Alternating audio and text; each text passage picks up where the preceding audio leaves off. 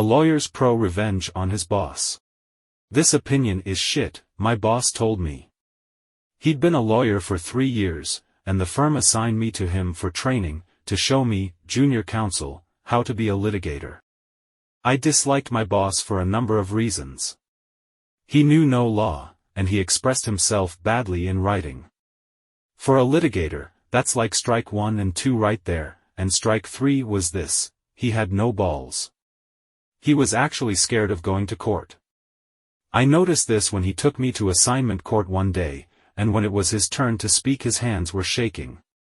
He was scared, in fucking assignment court, where all you do is set a trial date. What's wrong with what I wrote? I said. Not what I asked for, he said, turning away.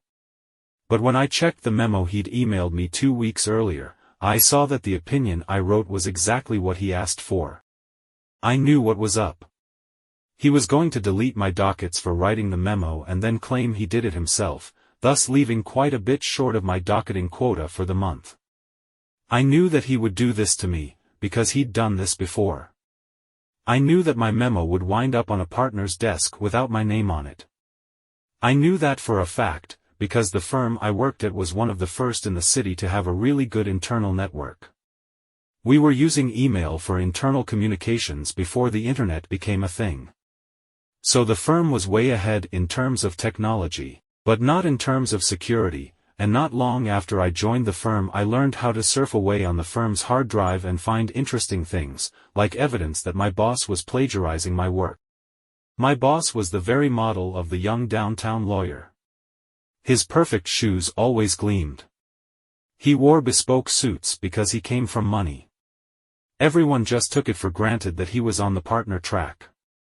I, on the other hand, was well on my way to nowhere special, so maybe he thought it was okay to fuck with me.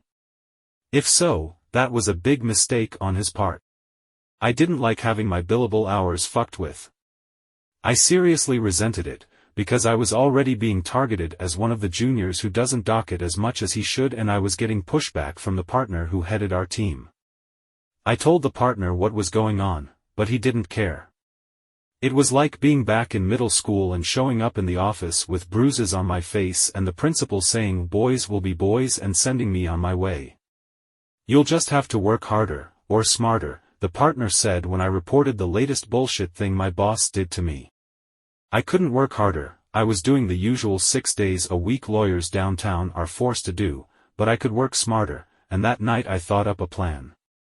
Christmas was coming, and I thought I'd give my boss a little present. It landed on his desk on December 24th, in the form of a memo purporting to be from the partner that my boss reported to. The partner was an old guy, and not really on board with emails and computers, so he did everything old school, on paper. So when my boss came in on December 24th and saw a memo on his desk from the partner with a legal research assignment, that wasn't unusual. The memo was drafted in the usual form that the partner used, because of course I had taken great pains to make sure that it looked authentic. My boss walked over to the little cubicles where the juniors worked, and gave me the same memo. Except his secretary had retyped it, so now the assignment was from him to me, instead of from the partner to my boss.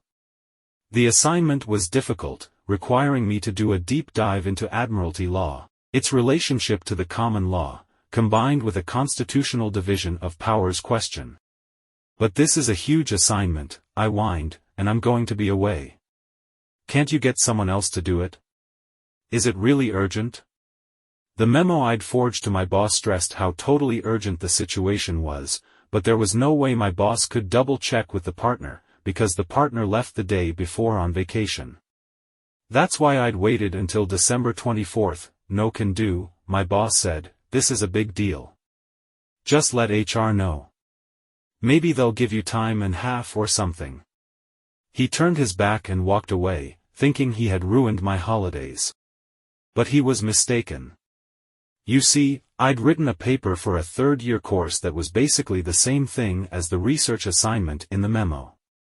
So the only work I had to do was to find the old floppy disk with the draft on it, fiddle with it a bit, and voila, a very detailed and very long memo on an obscure point of admiralty law, with references starting back to Lord Coke's day.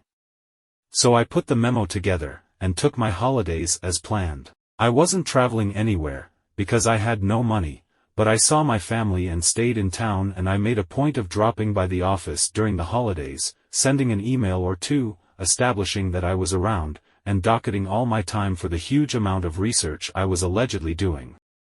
So the holidays end, and I'm sitting in my shitty little cubicle with a huge stack of work to do, and my boss comes up to me, in one of his bespoke suits with a gold tie pin and cufflinks to match. He was wearing a gold watch, too. He was dressed up, even for him, trying to make an impression of some kind. "Where's that memo? You were supposed to have it on my desk when I got back. I'm going into a meeting at noon." "Just finished it this morning," I said, handing him the lengthy memo that was still warm from the printer. My boss took the memo in his hands and felt its heft, and he smiled. Then he turned and walked away without a word. Just before lunch I heard a commotion down the hall. It was a pretty loud commotion, as such things go, a loud "fuck," and then a door was flung open. It was the partner, and he was screaming for my boss to get his ass into his office, now, right now, as in immediately. I had the pleasure of watching my boss scramble down the hall. "Just what the fucking fuck is this?" the partner said, standing in the doorway to his office, and holding my handiwork at arm's length with his thumb and index finger, as if he were afraid that handling it would soil him. My boss mumbled something, and then the partner ushered him inside. I heard more shouting, then the sound of muffled excuses, and then more shouting from the partner. Then the door flung open again. "Called in the 90s. Get your ass in here, too," the partner said, and I got my ass in there pronto. "Did you write this fucking memo?" the partner said. I took it from him and looked it over. "I wrote it. The cover page has been changed to remove my name, but other than that, it's mine. I spent all Christmas on it. Is there something wrong with it?" The partner exploded. "Is there something wrong with it? Something wrong? I'll tell you what's wrong with it. It's fucking useless. Totally useless." I explained that I'd followed my boss's instructions to the letter, and that I'd docketed more than 100 hours on it. At this the partner really went nuts, and told me to go back to my desk and fetch him the memo from my boss. I brought it to him, and when he read it, his face went red. He told me I could leave, and I hauled ass out of there. From my little cubicle I wasn't close enough to hear the full chewing out my boss got, but I heard the details through the grapevine over the next few days, about how the partners were seriously pissed that my boss had wasted over 100 hours of a junior's time on a useless task that was obviously a prank, and how had my boss not realized that he was being pranked? Was he an idiot? I wasn't blamed at all, of course. I had been working under my boss's close supervision. My boss didn't get fired, but there were some good outcomes for me. For one thing, the partner told me to send him a copy of any memos I wrote for my boss, and that ended him taking credit for my work. My boss also stopped deleting my dockets for my research. Plus I got a belated Christmas bonus for having to give up on my alleged vacation to write the stupid memo.